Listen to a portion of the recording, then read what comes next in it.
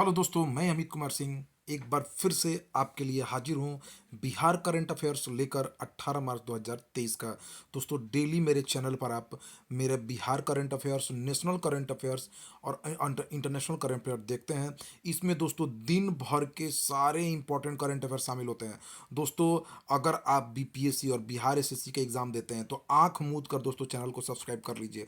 दोस्तों, सफलता यहीं से होके जाएगी आपके लिए। दोस्तों, बिहार करंट अफेयर्स और नेशनल और इंटरनेशनल करंट अफेयर्स के जो भी क्वेश्चन मैं डेली डालता हूँ, उससे एक भी बाहर क्वेश्चन नहीं जाएगा। अगर पूछेगा आपको करंट अफेयर्स, वो बिहार का हो चाहे नेशनल इंटरनेशनल, वो इसी से आएंगे दोस्तों। चूंकि मैं इसमें लगभग सभी इंपॉर्टेंट करंट अफेयर्स को कवर करता हूँ। डेली के 40 से 50 करंट अफेयर्स मैं डेली का डालता हूँ दोस्तों। इससे बाहर एक भी करंट अफेयर्स आपको नहीं छूटेगा, क्योंकि ये दिन सारे अखबारों का निचोड़ रहता है। तो इसलिए दोस्तों, देर न करें, इधर उधर के यूट्यूब चैनलों में ना फंसे जो आपको सिर्फ बातें सुनाते हैं। दोस्तों, काम की चीज़ों पर ध्यान दीजिए और इसको सब्सक्राइब कर लीजिए चैनल को, अगर सफलता प्राप्त करना है तो चलते हैं दोस्तों, आज का पहला क्वेश्चन लेते हैं। बिहार के बच्चों की बेसिक शिक्षा मजबूत करने के लिए तथा भाषा और गणित की शिक्षा के विकास के लिए कितने बाल वाटिका खोले जाएंगे? देखिए दोस्तों, जो बिहार सरकार है, अब 3 वर्ष की अवस्था से ही बच्चों में भाषा और गणित के विकास पर जोर देना चाह रही है। तो इसीलिए दोस्तों, बिहार के बच्चों को बचपन बचपन महज 3 वर्ष से ही खेल खेल में भाषा तथा गणित की शिक्षा दी जाएगी। इसके लिए दोस्तों जो है, लगभग पहले चरण में 3,417 बाल वाटिका खोले जाएंगे। ठीक है, 3 वर्ष तक के बच्चों के लिए पहले चरण में 3,417 बाल वाटिका खोलने का लक्ष्य है, जिसके तहत खेल खेल में ही बच्चों को भाषा तथा गणित की शिक्षा दी जाएगी। इसमें 3 वर्ष तक के बच्चों को शामिल किया जाएगा। मुख्यमंत्री नीतीश कुमार ने किस पद्मश्री से सम्मानित छायाकार एवं उनकी पत्नी द्वारा लिखित पुस्तक Bihar that was and now का विमोचन किया है? देखिए दोस्तों, मुख्यमंत्री नीतीश कुमार ने Bihar that was and now का पुस्तक का विमोचन किया है। इसके लेखक पद्मश्री से सम्मानित छायाकार रघु राय तथा उनकी धर्म पत्नी लेखिका उषा राय द्वारा यह लिखित पुस्तक है Bihar that was and now. ठीक है, जिसका विमोचन मुख्यमंत्री नीतीश कुमार ने किया है। तो रघु राय और उनकी पत्नी उषा राय का लिखा हुआ। विदेश में रह रहे बिहार वासियों की जाति गणना वीडियो कॉलिंग के माध्यम से बिहार सरकार करने जा रही है। दोस्तों, ये भी मैं आपको न्यूज इंपॉर्टेंट इसलिए बता रहा हूँ कि भाई, अगर विदेश में रह रहे हैं तो उनकी भी जाति गणना की जाएगी और उनकी गणना जो है वीडियो कॉलिंग के माध्यम से की जाएगी। 2400 पर्यवेक्षक 15 अप्रैल से 15 मई तक जाति गणना में कार्य करेंगे। ऊर्जा मंत्री विजेंद्र प्रसाद यादव ने बिजली संबंधी शिकायतों के लिए हर माह के किस दिन विशेष कैंप आयोजन करने का निर्णय लिया? तो देखिए, हर माह के दूसरे शनिवार को विशेष कैंप का आयोजन कर कर बिजली की समस्याओं को क्या किया जाएगा दोस्तों? हल किया जाएगा। ऊर्जा मंत्री विजेंद्र प्रसाद यादव ने बताया है कि बिहार 5.24 रुपये प्रति यूनिट बिजली खरीदता है औसतन, और औसतन 2 रुपये से 3 रुपये प्रति यूनिट बिजली उपलब्ध कराता है। लगभग 3 से 3.5 रुपये जो है सब्सिडी बिहार सरकार दे रही है प्रति यूनिट बिजली पर। किसानों को सिंचाई के लिए मात्र 70 पैसे प्रति यूनिट बिजली बिल दिया जा रहा है। 2023-24 में 7800 करोड़ की सब्सिडी बिहार सरकार देगी। 2022-23 में 6578 करोड़ की सब्सिडी दी गई थी। हर खेत सिंचाई योजना के तहत 4.80 लाख किसानों को कनेक्शन देने की योजना है। कजरा तथा पीरपैंती में सोलर पावर प्लांट लग रहा है। सरकारी भवनों पर ग्रिड कनेक्टेड सोलर रूफटॉप लगाया जा रहा है। इस समय सौर ऊर्जा से 20 मेगावाट बिजली पैदा हो रही है, लेकिन अगले 2 वर्षों में 9,000 भवनों पर प्लांट लगाकर सौर ऊर्जा के माध्यम से 65 मेगावाट बिजली पैदा की जाएगी। अब तक बिहार के 13 लाख स्मार्ट प्रीपेड मीटर लगाए जा चुके हैं। बिहार में अधिकतम लोड 2022 में 6,738 मेगावाट तक पहुंच गया है। तो ये बिहार की कुछ बिजली की उपलब्धियां, और ऊर्जा मंत्री विजेंद्र प्रसाद यादव जो है विधानसभा में इस पर चर्चा कर रहे थे। बिहार को संगीत नाटक अकादमी को किसके नाम पर रखा जाएगा? देखिए, बिहार की जो संगीत कला और नाटक अकादमी है, उसको शहनाई वादक भारत रत्न से सम्मानित बिस्मिल्ला खां के नाम पर किया जाएगा। ठीक है दोस्तों, बिस्मिल्ला खां जो है बक्सर के डुमरांव के रहने वाले थे। वहां पर इनके नाम पर एक संगीत विश्वविद्यालय भी खोलने की घोषणा बिहार सरकार ने की है। बिहार महिला आइकॉन अवार्ड से किस महिला को सम्मानित किया गया है? तो ये दामिनी मिश्रा है दोस्तों। मटिहानी प्रखंड के रामदीरी लवहरचक की दामिनी मिश्रा को बिहार महिला आइकॉन अवार्ड से सम्मानित किया गया है। इनको यह सम्मान किसान चाची के नाम से प्रसिद्ध पद्मश्री राजकुमारी देवी ने दामिनी मिश्रा को मिथिला के ताज पाक से भी सम्मानित किया है। हाल ही में जारी फरवरी 2023 की रैंकिंग के अनुसार बिहार औद्योगिक विकास समीक्षा में कौन सा जिला शीर्ष पर है दोस्तों? तो शिवहर जिला जो है फरवरी 2023 की रैंकिंग में बिहार औद्योगिक विकास समीक्षा में नंबर 1 पर है। दूसरे स्थान पर नालंदा तथा समस्तीपुर है। तीसरे स्थान पर मुंगेर है। चौथे स्थान पर किशनगंज। अंतिम पायदान पर रोहतास जिला है। बिहार के उद्योग मंत्री अभी समीर कुमार महासेठ हैं। पटना से सारण को जोड़ने के लिए दानापुर में स्थित शेरपुर से सारण के दिगवारा तक गंगा पर पुल बनाया जा रहा है। पथ समेत पुल की लंबाई कितनी है दोस्तों? देखिए, पथ समेत पुल की कुल लंबाई 14.5 किलोमीटर है। पटना रिंग रोड भी इस पुल का हिस्सा है। पुल के निर्माण पर 3012 करोड़ खर्च होना है। ठीक है, 6 लेन का पुल होगा। 2026 तक इसको बन जाएगा ये। ठीक है, ठीक है ना। ये कहाँ से जुड़ेगा? दानापुर के शेरपुर से सारण का दिगवारा जुड़ेगा दोस्तों। छपरा जुड़ जाएगा डायरेक्ट पुल से। पहुंच पथ समेत इसकी कुल लंबाई 14.52 किलोमीटर है। 3.5 साल में पूरा करेगा। 2026 तक इस पुल का निर्माण एसपी सिंगला कंपनी करेगी। एनएच 30 पटना के रिंग रोड एनएच 30 से शुरू होकर एनएच 19 सारण में समाप्त हो जाएगा। पटना शहर में गंगा नदी पर बनने वाला यह 5वां पुल होगा। पुल के बन जाने से छपरा, सीवान, गोपालगंज की दूरी पटना से बहुत घट जाएगी। इसके लिए 86.12 जमीन का अधिग्रहण दोस्तों क्या किया जाएगा। तो ये बहुत ही इंपॉर्टेंट पुल है। इसके कारण जो है पटना से 4 जिलों की दूरी घट जाएगी। बिहार राज्य के सभी स्कूलों में बेंच डेस्क की व्यवस्था के लिए कितनी राशि आवंटित की गई है? तो देखिए दोस्तों, बिहार के शिक्षा मंत्री प्रोफेसर चंद्रशेखर ने कहा है कि बिहार के बहुत सारे विद्यालयों में बेंच डेस्क टूट गए हैं। बच्चे जमीन पर बैठकर पढ़ रहे हैं, तो उसके लिए 50 करोड़ तुरंत जारी किए गए हैं। माध्यमिक और इंटर शिक्षक भर्ती इसी वर्ष किया जाएगा। 33,916 शिक्षक नियुक्त होंगे माध्यमिक स्कूलों में। 6 शिक्षक नियुक्त होंगे प्रत्येक हाई स्कूलों में। 7,360 कंप्यूटर शिक्षक भर्ती होंगे। 28,000 प्रयोगशाला सहायकों की भी भर्ती की जाएगी। बिहार के उप मुख्यमंत्री तेजस्वी यादव ने कहा है कि दंत चिकित्सकों की नियमित नियुक्ति के लिए जल्द ही सेवा नियमावली लाया जाएगा। बिहार में state allied and health care council का भी गठन किया जाएगा। उप मुख्यमंत्री तेजस्वी यादव ने ये 2 घोषणाएं की हैं। बिहार में कहां पर अबसी मिडकॉन 2023 कार्यक्रम में आयोजित होने विश्व के 200 दिग्गज कैंसर सर्जन आएंगे? तो देखिए, पटना में जो है 200 दिग्गज कैंसर सर्जन आ रहे हैं। वो अबसी मिडकॉन 2023 कार्यक्रम का आयोजन करेंगे। बिहार ब्रेस्ट फोरम और association of best surgeon of India के तत्वाधान में आयोजित होने वाली अबसी मिडकॉन 2023 पटना में विश्व के 200 दिग्गज कैंसर सर्जन आएंगे।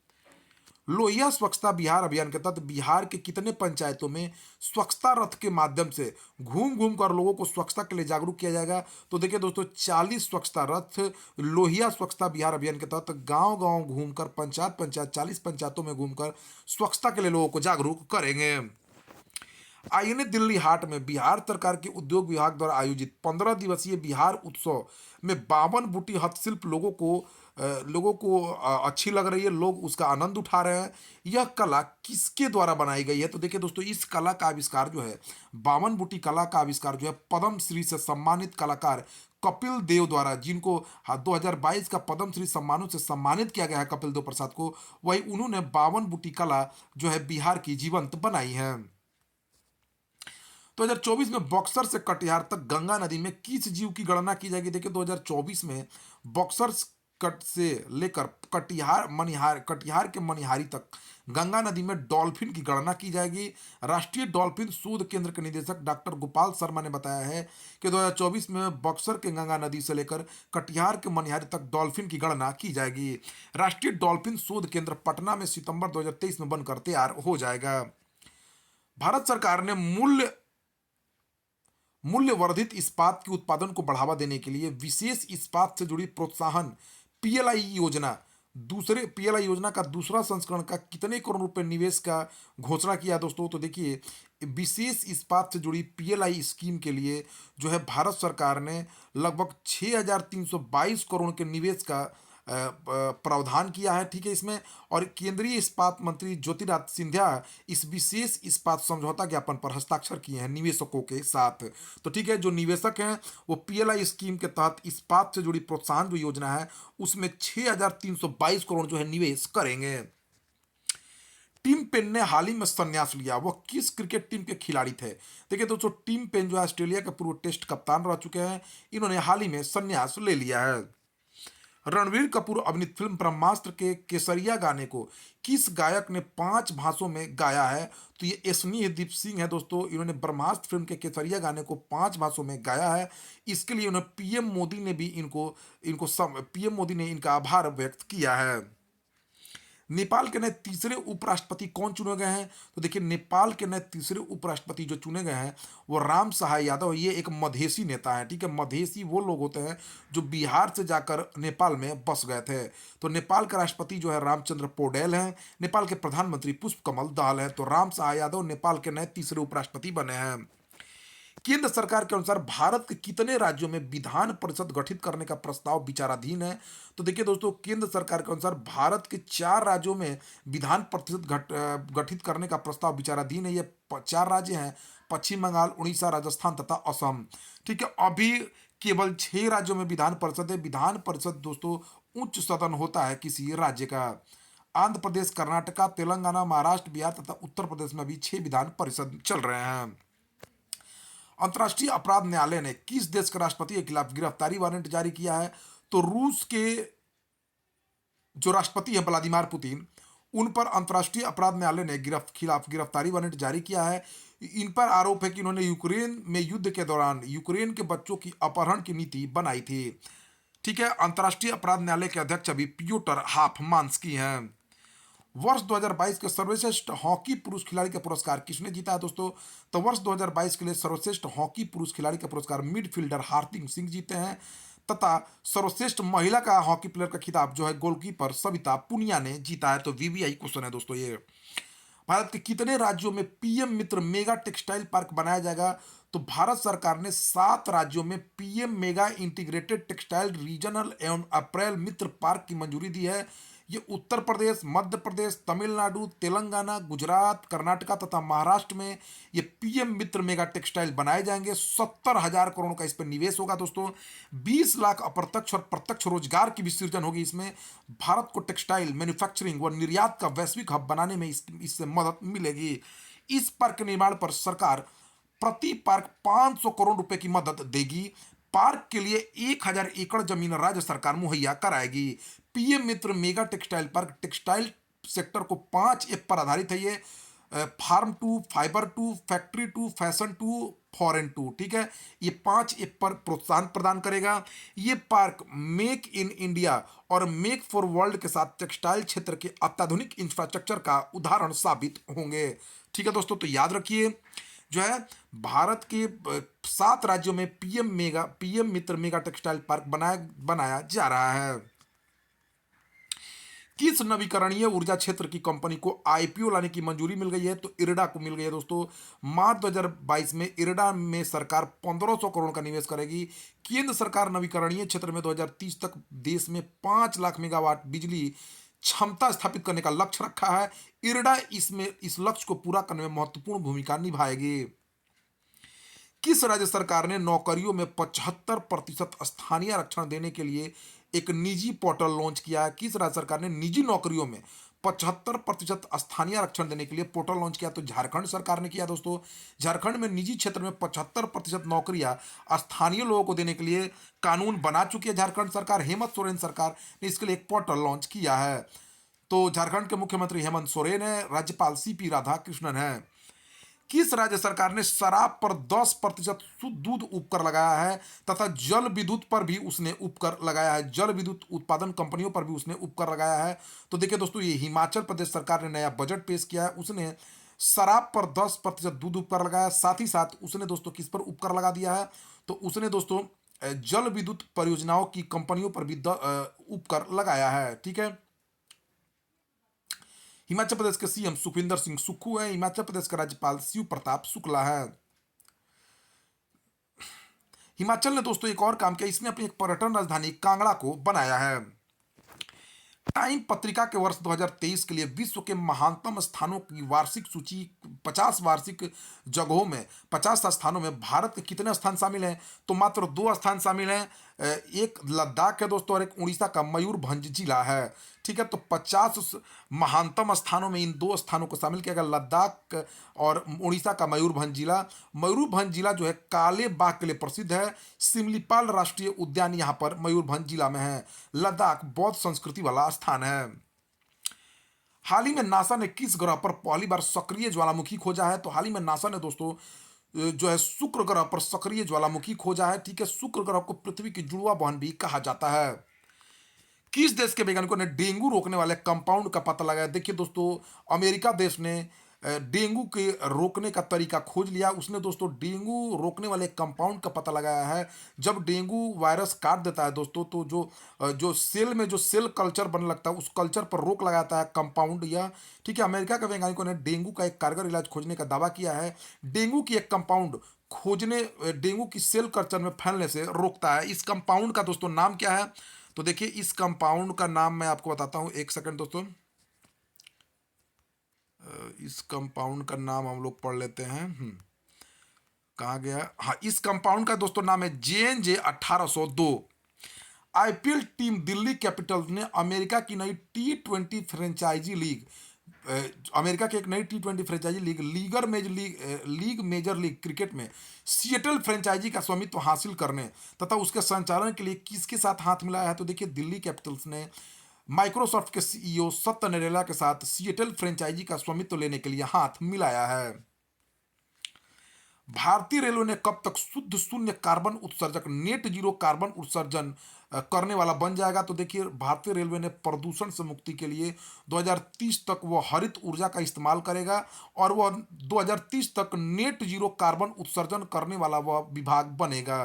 2030 तक। केंद्रीय रेल मंत्री अश्विनी वैष्णव हैं। भारतीय रेल के CEO अनिल कुमार लाहोटी हैं। केंद्रीय गृह मंत्रालय ने पूर्व अग्निवीरों के लिए कितने प्रतिशत आरक्षण देने की घोषणा की? देखिए दोस्तों, CISF में केंद्रीय औद्योगिक सुरक्षा बल में 10% पूर्व अग्निवीरों का आरक्षण दिया जाएगा और BSF में 10% आरक्षण मिलेगा। ऊपरी आयु सीमा में 5 वर्षों की छूट मिलेगी। अग्निपथ योजना जून 2022 में लागू हुई थी। 18 मार्च 2023 को भारत तथा किस देश के बीच मैत्री पाइपलाइन का उद्घाटन हुआ है? तो देखिए दोस्तों, भारत में सिल्लीगुड़ी से बांग्लादेश के पर्वतीपुर तक हाई स्पीड डीजल परिवहन के लिए प्रस्तावित 130 किलोमीटर लंबी पाइपलाइन है। भारत तथा बांग्लादेश के बीच 377 करोड़ रुपए की सीमा पार पाइपलाइन की यह योजना है। बांग्लादेश इस पर 277 करोड़ खर्च कर रहा है, 285 करोड़ खर्च कर रहा है। बांग्लादेश की PM शेख हसीना है। किस राज्य में पहली बार इलेक्ट्रिक इंजन से चलने वाली रेलगाड़ियां चलाई जाएगी? तो देखिए दोस्तों, मेघालय में पहली बार इलेक्ट्रिक रेलगाड़ियां चलाई जाएगी। मेघालय के CM कोनराड संगमा है। मेघालय का राज्यपाल फागू चौहान है। स्टार्टअप 20 एंगेजमेंट ग्रुप की बैठक किस राज्य में आयोजित की जाएगी? तो सिक्किम में आयोजित की जा रही है स्टार्टअप 20 एंगेजमेंट ग्रुप की बैठक। सिक्किम के CM प्रेम सिंह तमांग है। सिक्किम के राज्यपाल लक्ष्मण प्रसाद आचार्य हैं। VV गिरी राष्ट्रीय श्रम संस्थान ने किसके साथ श्रम और रोजगार संबंधी नीतियों और सुधारों के लिए समझौता ज्ञापन पर हस्ताक्षर किए हैं? तो दोस्तों, इसको एसोसेम के साथ जो है राष्ट्रीय श्रम संस्थान ने समझौता किया है। ठीक है, एसोसेम जो है भारतीय वाणिज्य एवं उद्योग मंडल इसका हिंदी में नाम है। इसकी स्थापना 1927 में हुई थी। अध्यक्ष जबकि इसके सुमंत सिन्हा है। NMDC के अध्यक्ष सह प्रबंध निदेशक के रूप में अतिरिक्त प्रभार किसने ग्रहण किया है? तो अमिताभ मुखर्जी जो है NMDC के अध्यक्ष सह प्रबंध निदेशक के रूप में अतिरिक्त प्रभार ग्रहण किया इन्होंने। 17 मार्च को मनाया गया विश्व वर्ल्ड स्लीप डे का थीम क्या है? तो इसका थीम है दोस्तों, sleep is essential for health. RBI ने UK समेत 17 अन्य देशों के बैंकों को रुपए के व्यापार के लिए कौन से बैंक खाते खोलने की अनुमति दी है? तो देखिए, RBI ने रुपए के व्यापार के लिए वोस्ट्रो खाते खोलने के लिए अन्य देशों को कहा है। RBI की स्थापना 1935 में हुई थी। राष्ट्रीयकरण इसका 1949 में हुआ था। अध्यक्ष इसके शक्तिकांत दास हैं। हाल ही में किस लैब्स के पारिस्थितिकी तंत्र को मजबूत करने के लिए अटल इनोवेशन मिशन ने ATL सारथी लॉन्च किया है? तो अटल टिकरिंग लैब की जो है पारिस्थितिकी तंत्र को मजबूत किया जाएगा।